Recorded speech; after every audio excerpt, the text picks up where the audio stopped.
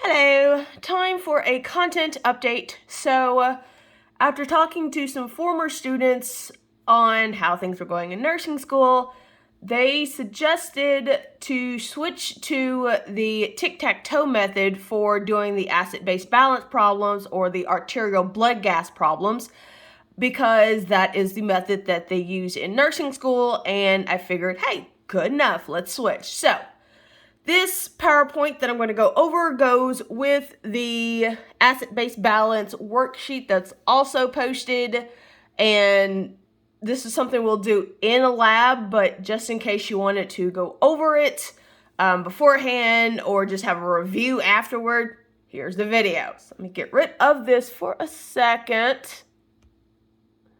and let's go over this PowerPoint. Come on. Oh, come on. Okay, so for my references for this, because it just makes it a whole lot easier when you look at things that people have already done and you don't have to make something from scratch. So that's what I did. So down at the bottom, the references are there, two different websites, one that goes over just in general how the acid-base balance problems work. And then the other one actually does a really good job. She does have some descriptions on the acid-base balance problems, but she also has a ton of practice, and it's practice in the format for how it is on the NCLEX, which is the nursing license exam. So let's go. So for our acid-base balance, we're looking at our arterial blood gas samples, so looking at the numbers in them. So we'll take a blood sample from an artery. So there you go, obviously arterial blood. So either the radial artery, which is your forearm, or from the brachial artery, which is in your upper arm region. So what they're looking for are the pH levels, so the acidity of the blood, the levels of oxygen, your oxygen saturation, carbon dioxide levels, and bicarbonate levels. So if a patient is having some acid-base balance issues, they'll actually do this test several times to see what the problem is the body trying to fix it, and has it eventually been fixed? So looking at the compensation level of the different body buffer systems. So for a normal numbers, let's look at normal ranges. For a pH, our normal pH is 7.35 to 7.45. Anything below 7.35 is considered acidosis, so our blood is too acidic. Anything above 7.45, the body is in alkalosis, as in the blood is too basic. So this pH can be affected by the levels of your bicarbonate ions and the levels of carbon dioxide. So looking at the partial pressure of carbon dioxide.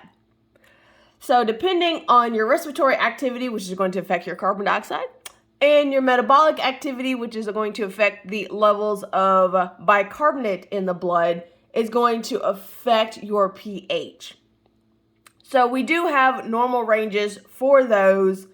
For our bicarbonate levels, which is 22 to 28 milliequivalents per liter. And then for our normal partial pressure of carbon dioxide, it's 35 to 45 millimeters of mercury. So if our body pH is off, we do have ways to fix this. So two different ways to compensate for a blood pH that is outside the normal range. The first one is respiratory compensation. So this is where you're going to adjust your breathing in order to affect the levels of carbon dioxide, which will then affect the pH. The other one is a metabolic compensation. So this is with our kidneys. So depending on what the kidneys keep or hold or excrete out as part of the urine product, so either your reabsorption of stuff or secretion of stuff, just depends on what the kidney decides. And again, part of it is it's being, getting the feedback of knowing what to do, is going to be able to adjust your pH. So either excreting out acidic stuff like hydrogen ions by themselves or excreting out bicarbonate ions. So let's look at how this actually works, looking at the players involved. So for respiratory compensation, we're focusing on the carbon dioxide end of our carbonic acid reaction.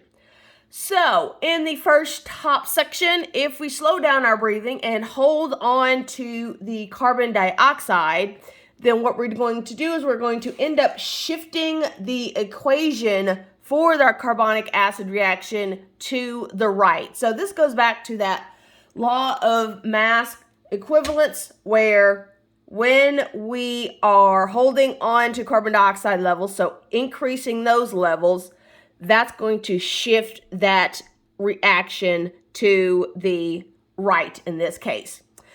So we're holding on to our carbon dioxide. We're going to lower the pH because when this reaction shifts to the right, it's these hydrogen ions that are released, and those hydrogen ions are going to make things more acidic. We also can go in the opposite direction by increasing breathing. So in this case, we are lowering the carbon dioxide levels, and so we're binding up those hydrogen ions, which is going to increase our pH. So things are going to get more basic, and we're going to get rid of this carbon dioxide by breathing it out, and so able to get rid of what could be adding to the acidity of the body. So this first one, holding on to breath, is fixing like an alkalosis problem where the body's too basic. Or here, the getting rid of carbon dioxide is going to it's going to help the body in a situation where it's too acidic.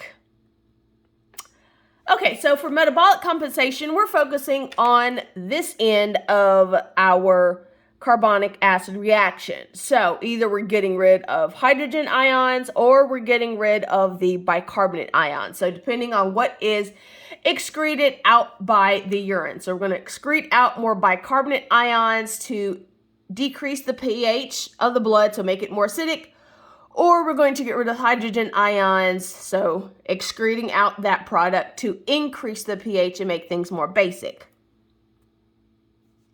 Okay, so let's look at some problems. So this, again, stole this from Nurse Labs, looking at their graphics just because they're good, so why not? I used them, and I'm quoting them, so that works. So 3 goals of looking at an arterial blood gas analysis. That's what the ABG stands for, arterial blood gas. So first one is the acid-base condition. Is it acidic? Is it normal? Or are you in alkalosis?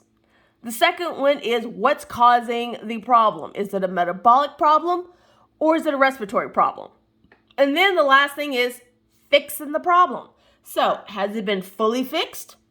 Is it partially fixed, as in, we're working on it, but we're still just not there yet? Or has it been totally uncompensated, totally the body hadn't even started trying to fix the problem?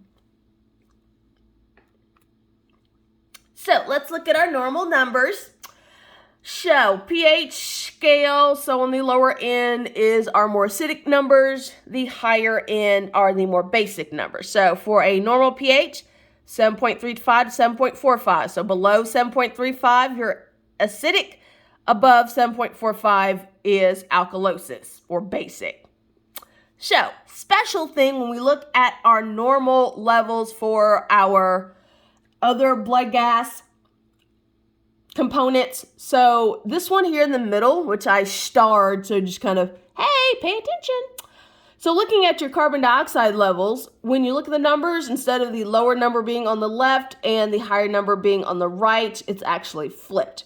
Because when you have higher carbon dioxide levels, so going back to our carbonic acid reaction, shifting it to the right, that means you're releasing hydrogen ions and things are more acidic. So that's why the 45 is on the left, even though in normal number scale, your lower numbers would be on the left. So that's why that's there.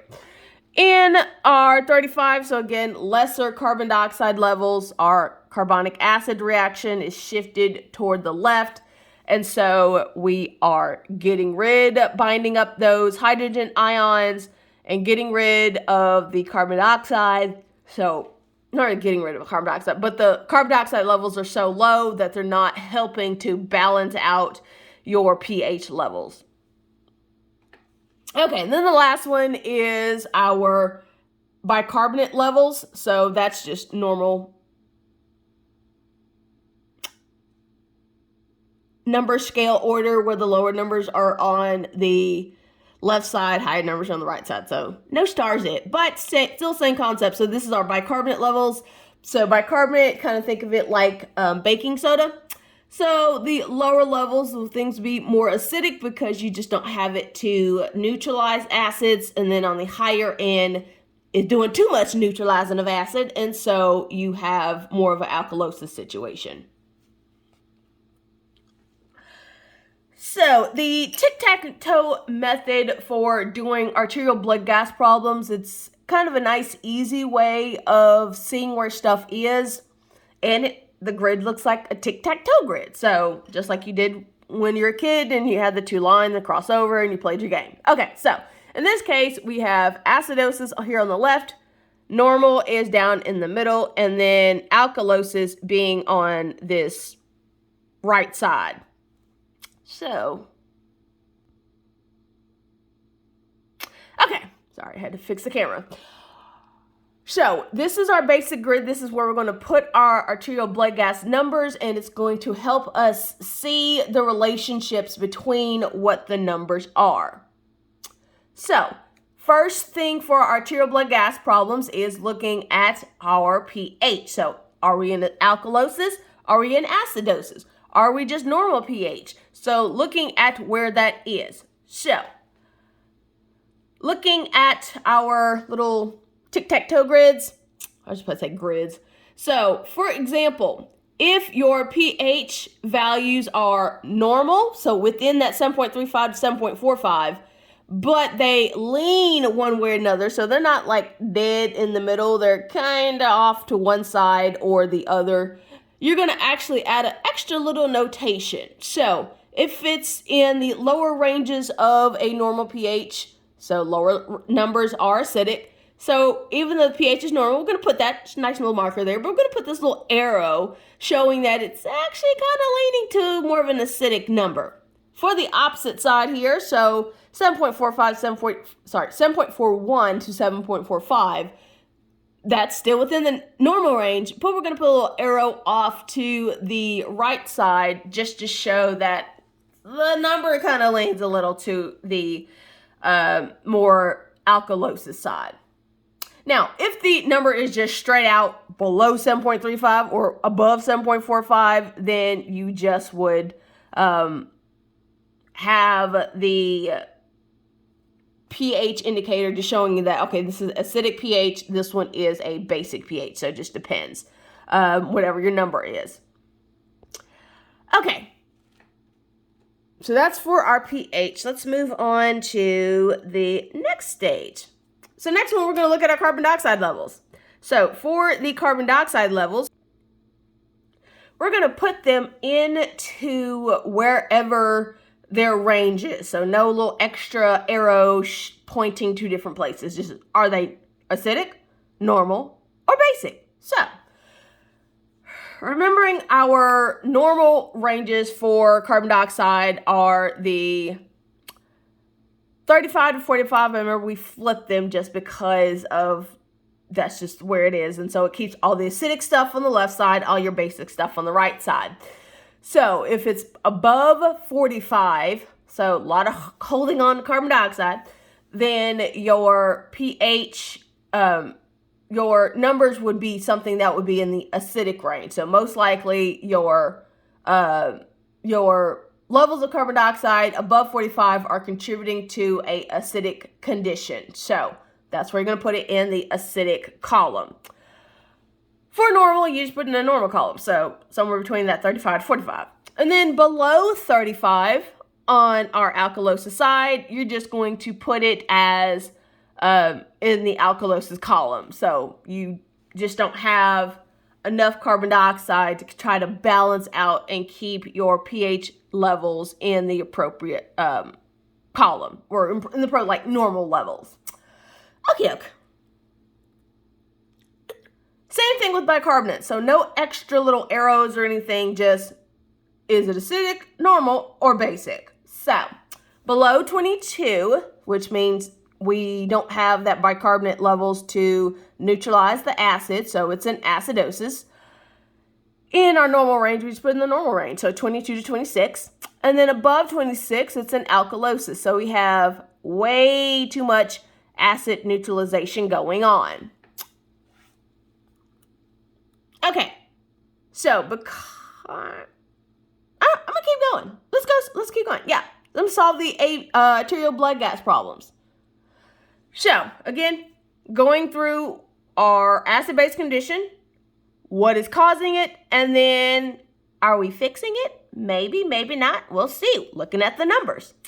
So first we do whether or not it's acidic, basic, or normal. So that's just putting our pH where it is. So our pH is going to determine whether we're in alkalosis, acidosis, or is it just straight up normal. So that one's pretty easy. So wherever that little pH lands, whether it's whatever column it is that condition. So even here where there's a normal, but there's a kind of a little lean over, that comes into play later when we actually do the worksheet.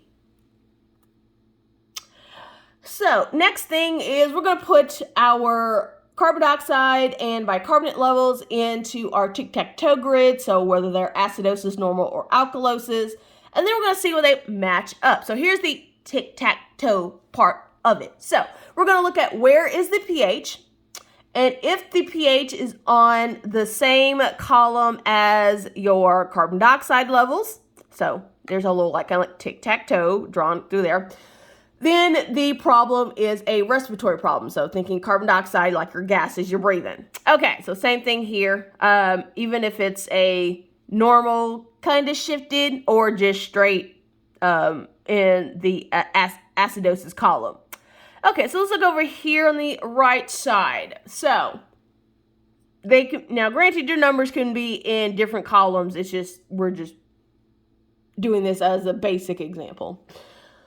For a metabolic one, that means the pH was found in whatever column your bicarbonate levels are. So let's say if the bicarbonate levels were in acidosis and so was the pH, then it would be that thing. So these can actually move places. Just like pH can move places, our bicarbonate and our carbon dioxide levels can be in different columns. So these are just basic looking at where stuff is. Okay, so if the pH is in the same column as your bicarbonate levels, whether it's the little arrow shifted one or just straight in that column, then you go down tic-tac-toe for whether it's alkalosis or acidosis. So it works both ways. The next stage is compensation. Are we fixing the problem? Okay, so first one. Full compensation. That means we have a normal pH. Now, regardless of whether the problem was originally a metabolic one or a respiratory one, the imbalance between them, so let's say if this was a metabolic problem and your carbon dioxide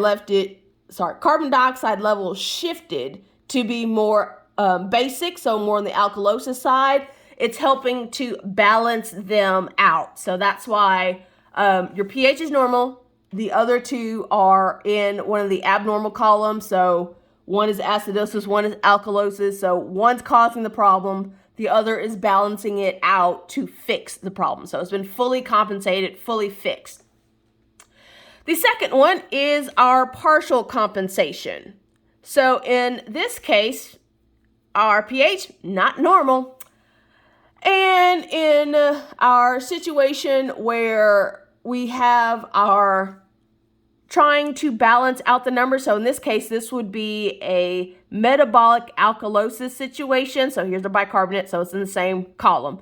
And our carbon dioxide levels have shifted toward acidosis. So we've actually slowed down breathing to hold in the carbon dioxide. And so we're trying to use those hydrogen ions that have been released in order to shift and pull this pH back towards our normal middle.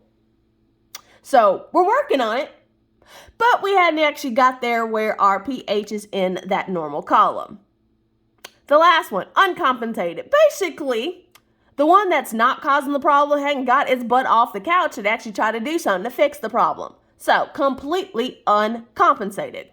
So in this case, we're still looking at a metabolic alkalosis, and our carbon dioxide levels haven't shifted to try to pull our pH back towards the normal range. So, uncompensated. Okay, so let's practice this. So our arterial blood gas values are at the top. We have a pH of 7.26, partial pressure of carbon dioxide at 32, and bicarbonate levels at 18. So this is our little scale, just as a reminder of which side goes where and where the numbers are. So the first one, our pH of 7.26 is outside of the normal range and is in acidosis.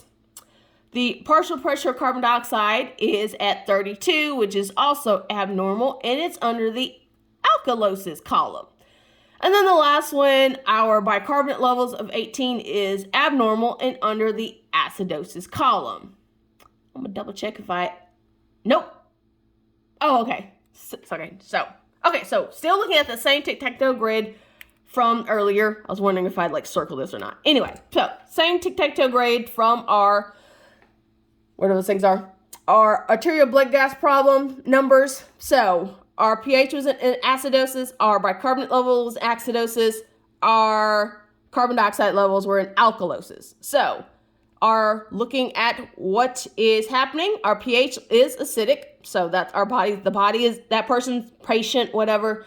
They're in acidosis. The problem is metabolic because it's bicarbonate, not the carbon dioxide that's in that same column.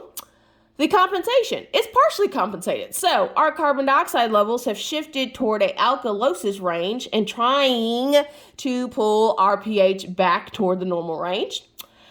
And the fix is respiratory alkalosis. So the fix is what's on that opposite side trying to balance stuff out. So we have respiratory because it's carbon dioxide related, and then alkalosis because your carbon dioxide range is in that alkalosis side.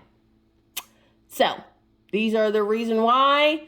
And then the last part, which is only more of a, I'm going to go back to this carbon dioxide. So carbon dioxide, the reason why this is actually fixing it, by increasing the breathing to get rid of that carbon dioxide, which means you are shifting that reaction toward the left. You're binding up hydrogen ions to get it out of that acidosis column. Okay. Next one, okay, so this is just another practice, same thing. Everything is talked through with our different little points there. So this is one where the pH is normal, but you have that little arrow towards the alkalosis side. And then, of course, all this is talked through on our little charts here.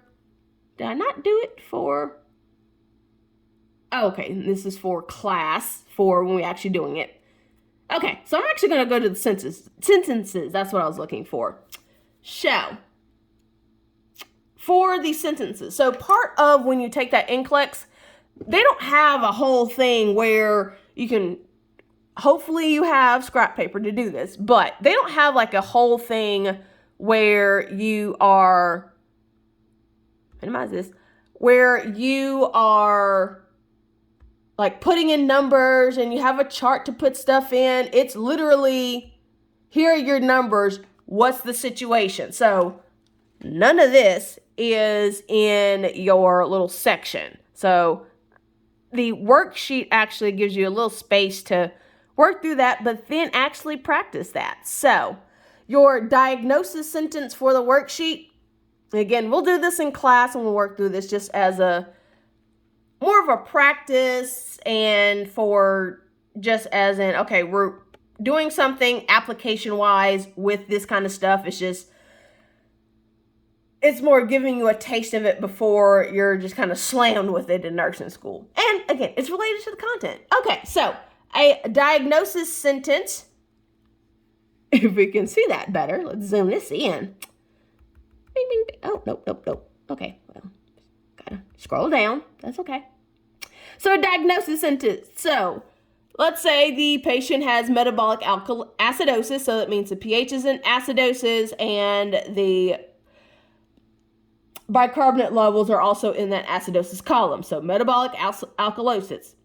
It's partially compensated, which means that the pH levels have not shifted back towards normal, but in our carbon dioxide levels, so a respiratory situation, have shifted toward alkalosis numbers to fix our metabolic acidosis problem. So your diagnosis sentence would be you can just shorthand this version because you don't have all day to be doing all this kind of extra English stuff on a patient report. You got stuff to do as a nurse or whatever else you're doing.